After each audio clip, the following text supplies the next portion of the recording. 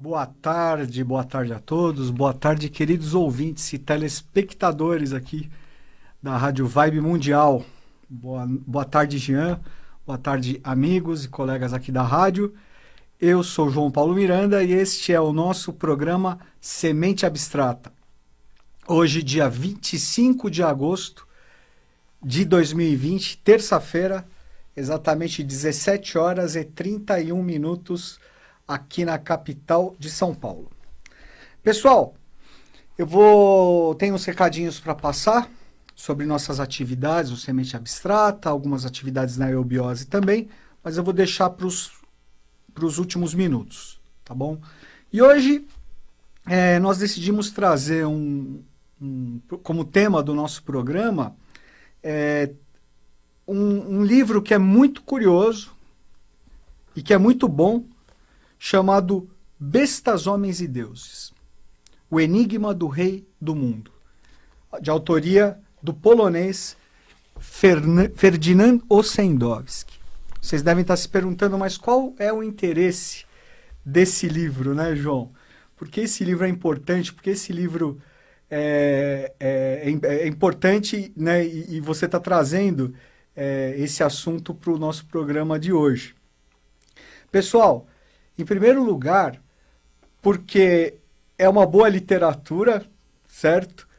E em segundo lugar, porque trata de temas muito, muito, muito profundos relacionados às tradições iniciáticas e às tradições religiosas do Extremo Oriente, especialmente da Mongólia e do Tibete, e que tem uma profunda relação oculta com o nosso país, com a missão do Brasil no próximo milênio.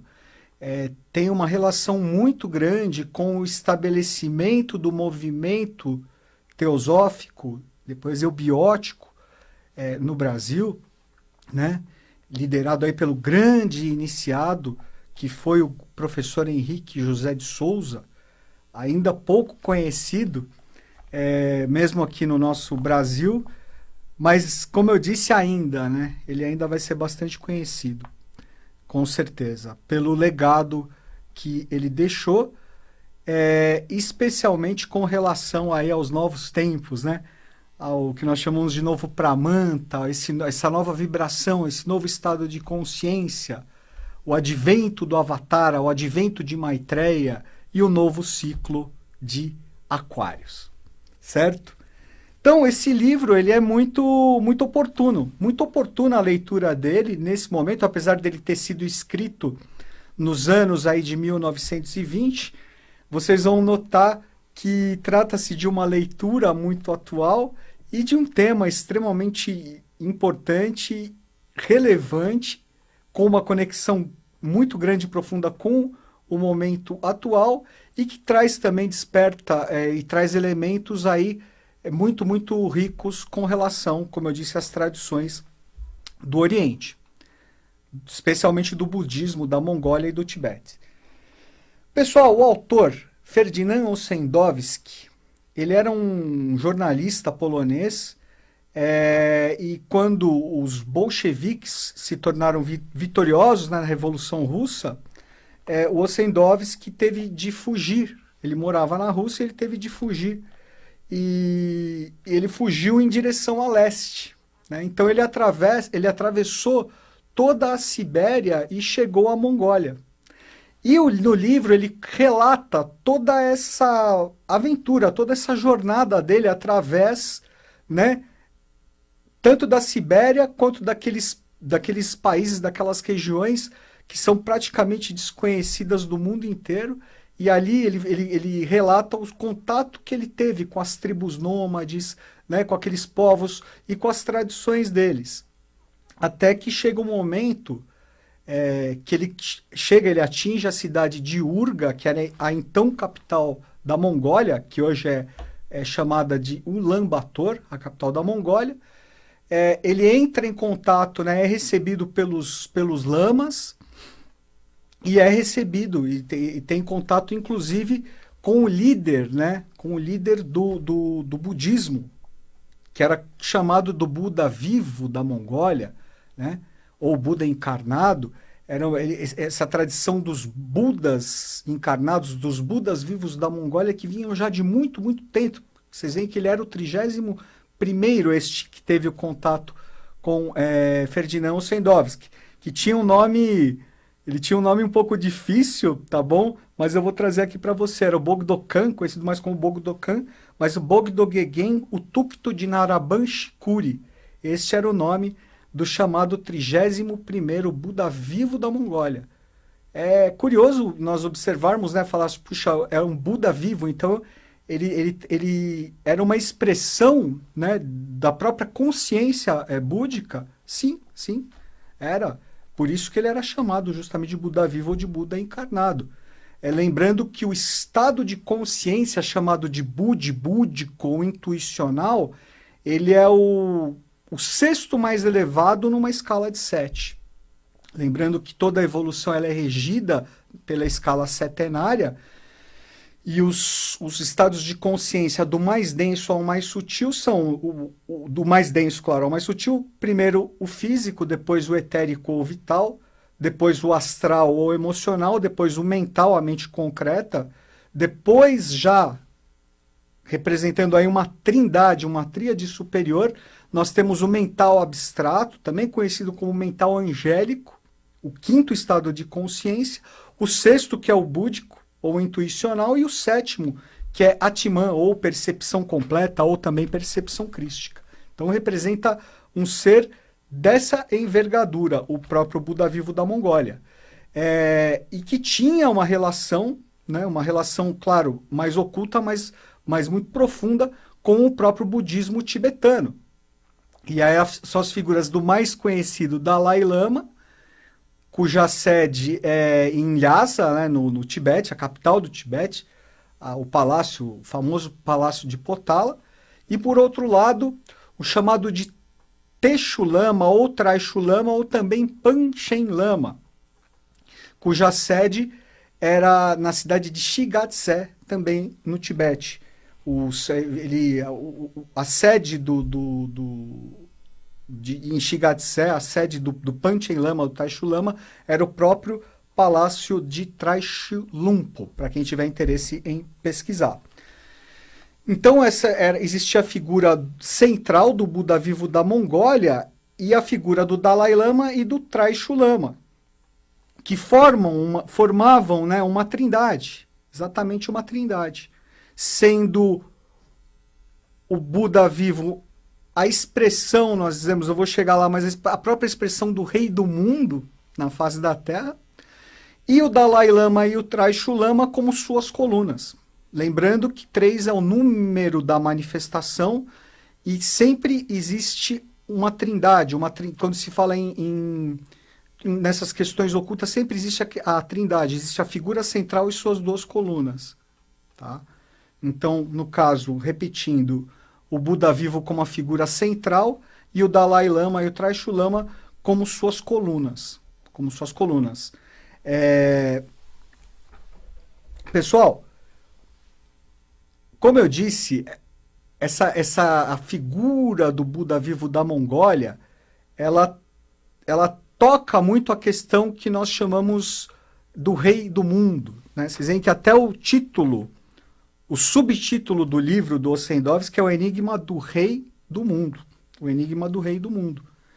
E o Ossendowski, então, quando ele chega a Urga, e ele tem contato inclusive com o Buda vivo, ele começa a conhecer, né, e ser iniciado nessa tradição relacionada ao Rei do Mundo e aos reinos, aos mundos subterrâneos das tradições, que as tradições do Oriente têm muito conhecimento, que se chamam Agartha e Shambhala.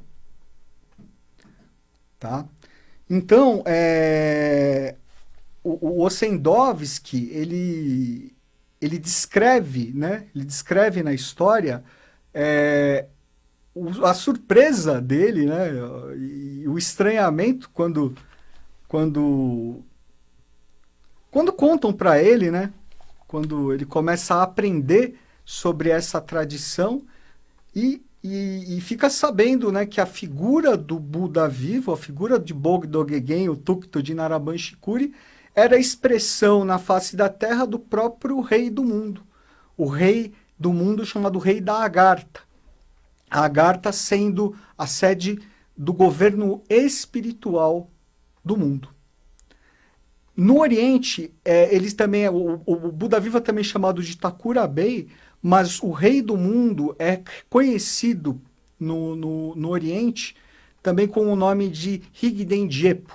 Rigden Jepo, ele é um nome conhecido pelo qual o rei do mundo é conhecido, e também como Chakravarti, né? Aquele que comanda. Chakra significa roda e Varti, o comando, é o comando da roda, né? Da própria roda de Samsara. Então, pessoal, o Ossendowski, ele teve esse papel, inclusive ele era, vamos dizer, ele era um predestinado, então ele foi lá, na verdade, ocultamente, ele chegou à Mongólia com essa missão de ter contato com essa tradição e de fazer esse relato trazendo esse conhecimento para o Ocidente. Ele foi um dos primeiros a trazer esses elementos em um livro de literatura popular, né? Porque esse livro foi publicado na década de 20 do século passado e foi um sucesso editorial. Lógico que a maioria das pessoas achavam que era uma grande loucura, né?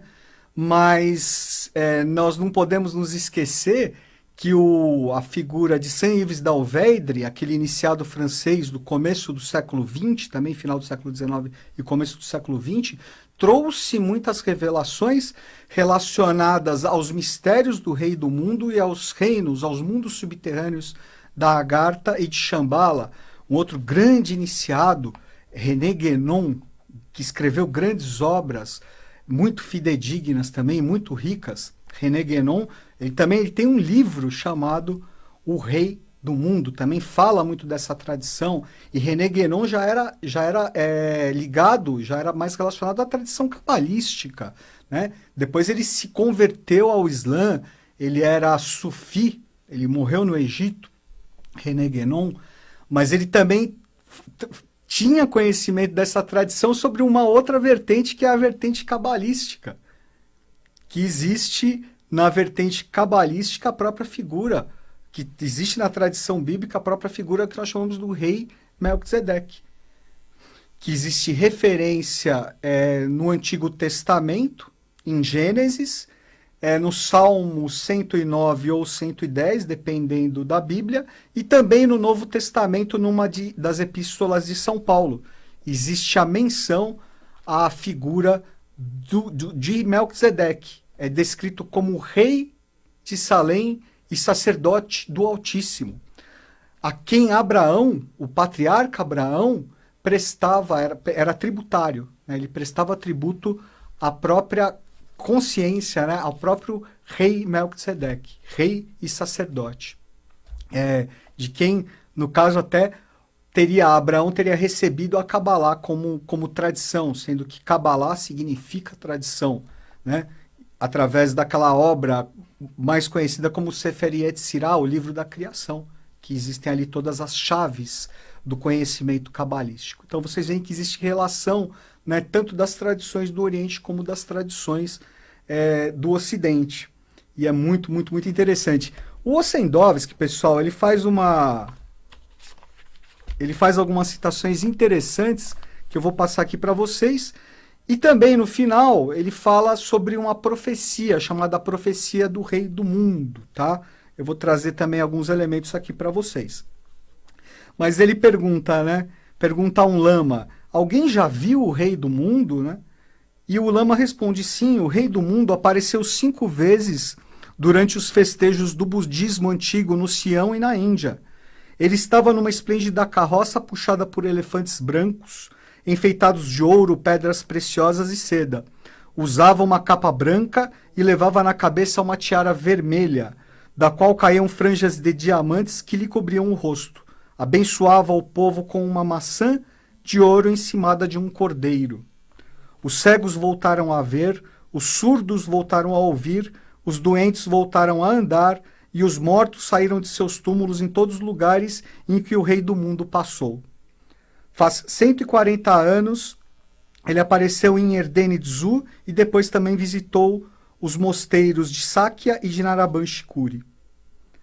Depois ele pergunta, o Ossendovski, Ferdinand Ossendovski pergunta ao Lama, quantas pessoas conseguiram chegar a Agartha? E o Lama responde, muita gente já foi lá. Todos, porém, mantiveram em segredo as coisas que viram. Quando os Olets destruíram Lhasa, um de seus destacamentos, que estava nas montanhas a sudoeste, chegou até onde começa a Agartha. Eles aprenderam algumas das ciências misteriosas e trouxeram essa sabedoria para a face da Terra. E aí ele segue falando, né? Em Agartha, os sábios panditas escrevem sobre tabuletas de pedra toda a ciência do nosso planeta e dos outros mundos. Os sábios chineses sabem muito disso. A ciência deles é a mais alta e a mais pura. A cada século, 100 sábios da China se reúnem em um lugar secreto, à beira-mar, onde 100 tartarugas imortais saem das suas profundezas do oceano. Sobre suas escamas, os chineses escrevem as conclusões às quais a ciência chegou naquele século. E aí ele vai fazendo várias descrições, uma mais bonita e uma mais interessante que a outra. Eu acho importante destacar também que nós devemos, né, observar sempre procurando mais a essência do que está sendo passado do que ficar preso à letra que mata. Tá? Se nós ficarmos presos à forma, nós não vamos chegar à essência.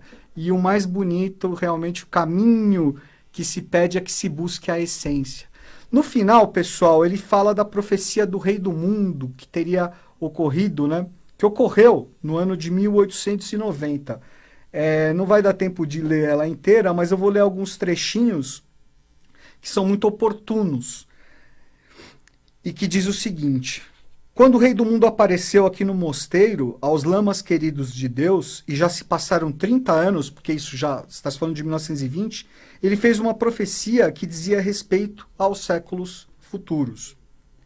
Eis o que ele disse: os homens se esquecerão sempre mais de suas almas, preocupando-se com os seus corpos. A maior corrupção reinará na terra.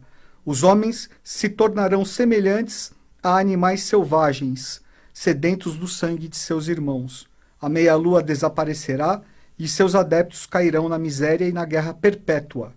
Seus conquistadores serão atingidos pelo sol, mas não conseguirão erguer-se duas vezes.